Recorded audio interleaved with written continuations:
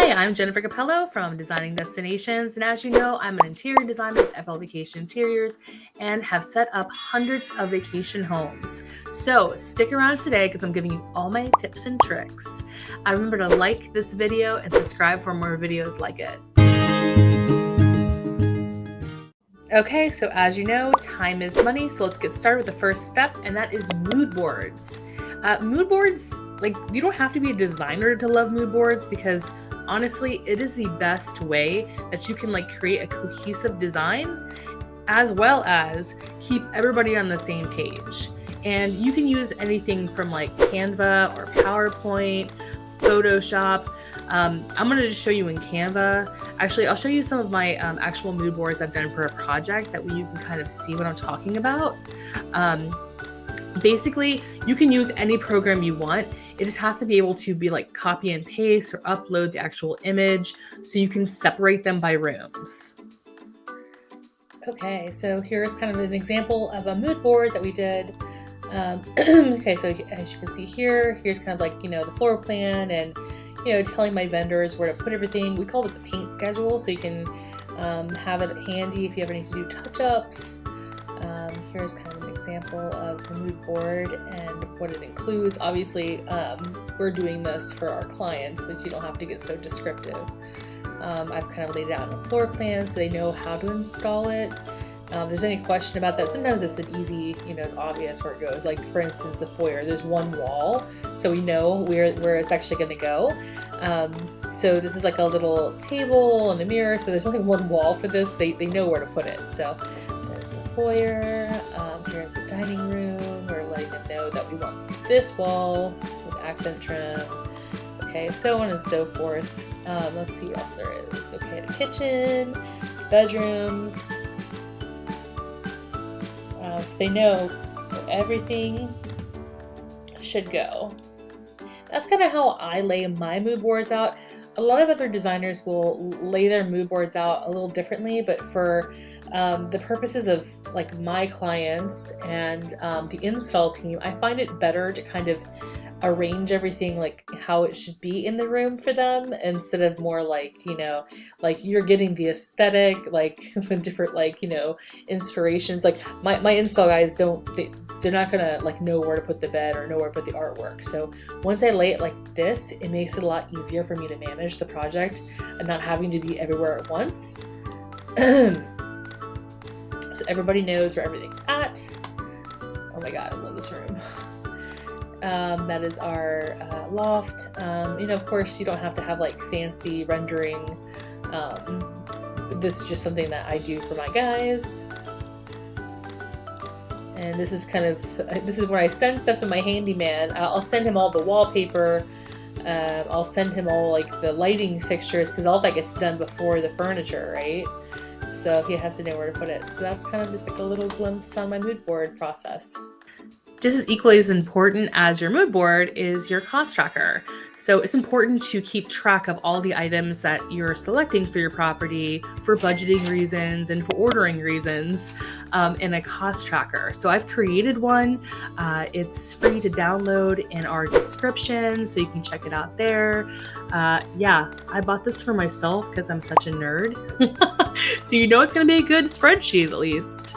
Once you have all your pretty pictures in your mood board and your numbers are all straight in your spreadsheet, before you order, it's important to think about housewares and linens. And I think I'm going to make another video on this because there is just so much to talk about.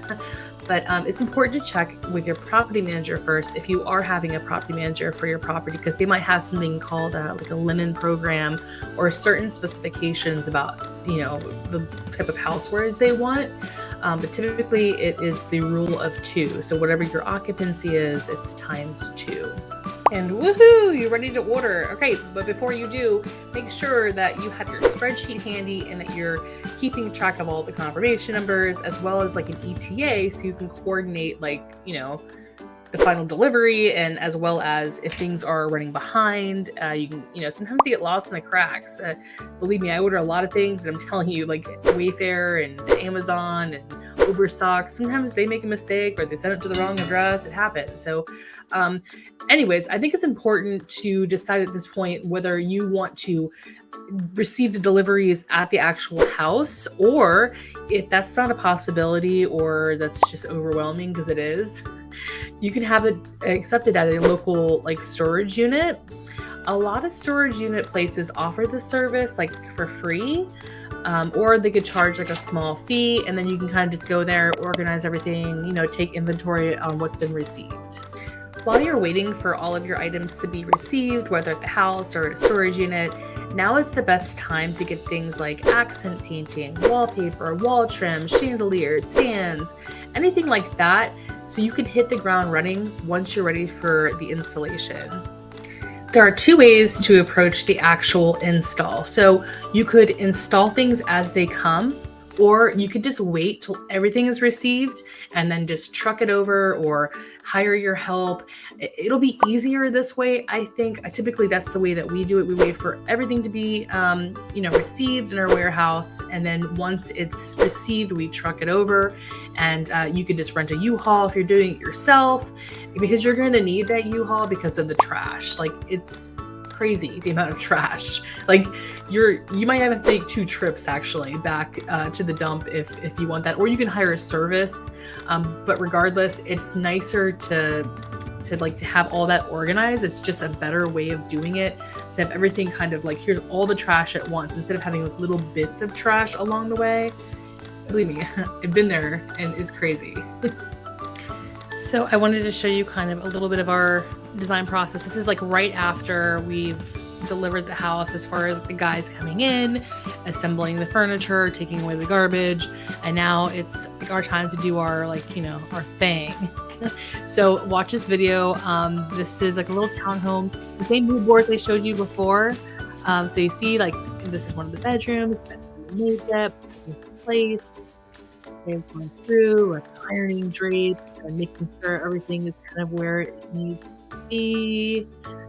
It helps to have everything organized, like on this mood board, because the guys don't really know where everything goes, but they can look at that picture and say, okay, that's this chair goes in this room, and it saves a lot of hassle because I have it organized. You've already organized it once, right? So all our woodwork was done, our chandeliers were hung, our fan was hung, the pendant lights, the wallpaper was done. Outside, you see that everything's been assembled. Just haven't put our touches on it yet. Okay, now we're gonna go up the stairs. That's a missing plant somewhere. We don't know where that goes, but we'll find a home for it. None of the artwork is hung yet. Here's a bunk bedroom. We run into a problem sometimes. Like, we measure all the spaces, but sometimes it just doesn't work. Like, we'll be like, okay, this dresser just looks weird in here, so we have to reconfigure the room. This is like a Harry Potter style bedroom. TVs aren't hung either. This is like a loft. It's like a little bit of a space theme. This is the master bedroom, which is like huge compared to the rest of the actual rooms. The plastic's still on the lampshades, but everything is in the room where it needs to be. So it is somewhat organized. So, oh my gosh, that just barely fit. Thank God it fit. Thank God. The drapes haven't been hung yet.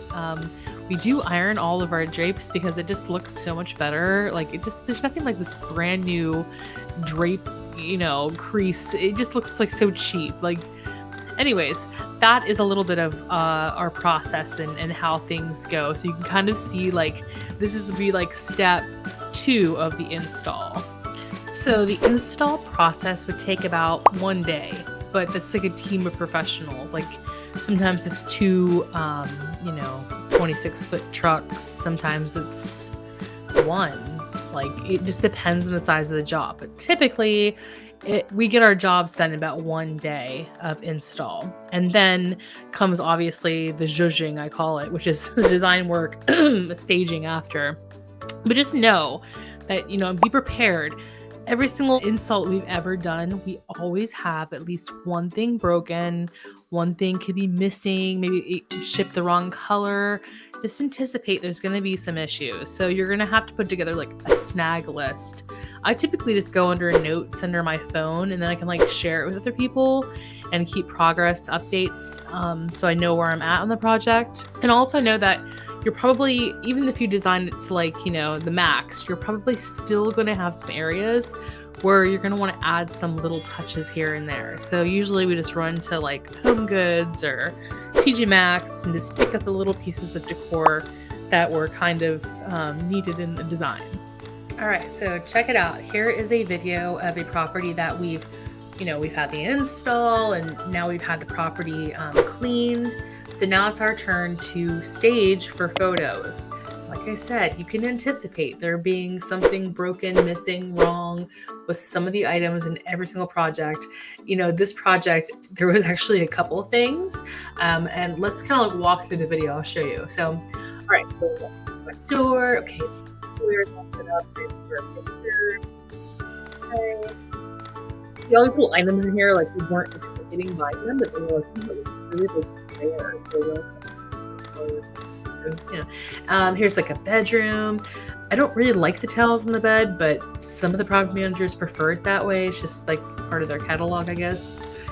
We've set up all the housewares, and the dining area and bar have like set up for placemats and napkins. Here's the living area, so probably one of the money shots right there. Make sure your fans are off and your chandeliers and your lights are on, because the photographer was coming like right after us on this one, so we wanted to make sure that the lighting was just right. Of course, the photographer does different things too. It's important to get a really good photographer because they can make your property look amazing. Okay, here's problem number one. Our TV came in cracked. So unfortunately, and our rug was missing. So unfortunately, we just have to come back and take another picture of that once we're ready. Here's our Harry Potter room. Oh my God, I love this book wallpaper. Our TVs are hung. I love these little prints from Harry Potter. I got them from Etsy, like a download, and I just had my framer frame them. And then here's like a Nassau kind of themed little loft. Here's our master suite. Now, typically I don't like traditional furniture, but I really like these wingback chairs. They're like super, like, I don't know, they're cute. Big master. Big mirror. Our bathroom amenities are all set up, ready to go. By the way, we like making all the bathroom amenities all the same. This looks more cohesive. Here is the alternative king suite. God, we barely fit that king in there. Hui. What we did. And I see that coral picture there, like that was an extra. We didn't anticipate buying that, but it looked kind of naked in the room without it. So you just kind of have to make it look right. Here's the biggest problem of all. Our SpongeBob room is so cute, so colorful. Oh my God, I love these jellyfish. Yes. But the bed came in twin over twin, right? Ordered full over full. Guys, I order stuff all the time. I'm not silly. I know. I know when I order something, I check back and it said full over full, but they sent me a twin over twin. Of course, we didn't realize it until they're setting the bed up. Thank God somebody read the box. And yeah, we realized. So anyways, things happen. You'll just have to come back, take another picture, and replace it whenever we have it. So that is just a little clip into how we stage our properties when we're completed. And that's about it. So it takes us typically about 4 to 6 weeks to complete an entire project. Might be a little bit longer if there's a lot of custom things in it, like murals and custom bunk beds, things like that. But typically, I think it's a safe bet if you say 4 weeks. If you plan on 4 weeks for total completion of your project, I think it's a doable time frame. And I will make more videos going to depth about the processes, because I know that there's a lot of information that I've just kind of thrown. And if you have any specific topics that you want to hear more about, or any questions or comments, you know where to put them, right there in the comment box. Also in our description, I've given a link for an instant download for our mini guide, which is the top 5 must-dos when designing a rental home. Please let me know if you have any questions. Thank you so much for watching.